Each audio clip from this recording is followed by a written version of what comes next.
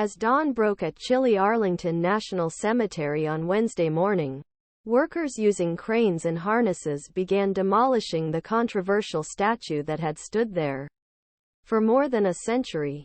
Hours earlier, a federal judge had ruled there was no point in trying to stop removal of towering Confederate monument, and contractors hired by cemetery moved quickly to take down statue and place it in custom-made wooden crates. Soon only the foundation remained.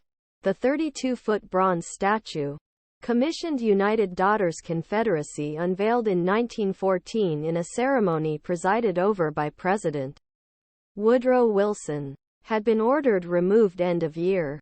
Confederate names and inheritances, nation's military bases, assets. U.S. District Judge Rossi D.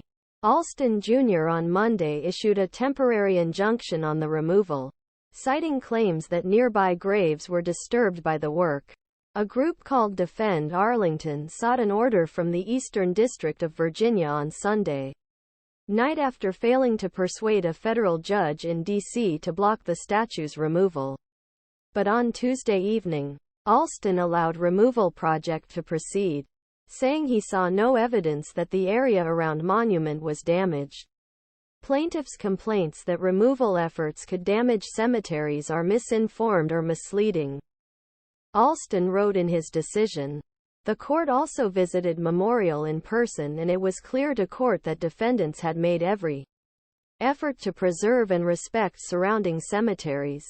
He got call in 2020 when Richmond Mayor LeVar Stoney decided to tear down nearly a dozen Confederate monuments in that city, and none of the regular municipal contracting companies could do job.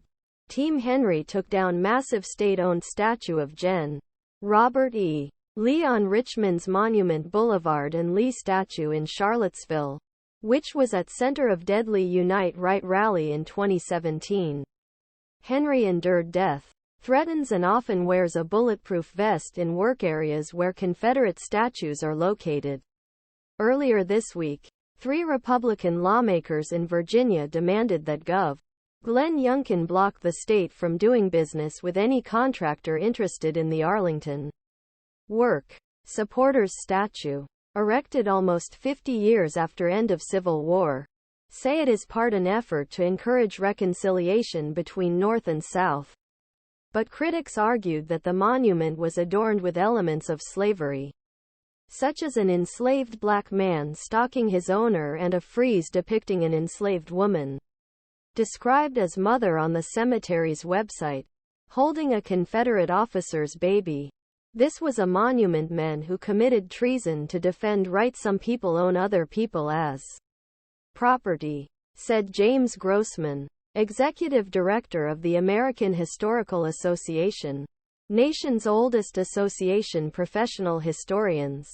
The idea that this monument is here to this day reminds us not only of how far we have come, but also how far we still have to go. Removing Confederate monument from Arlington is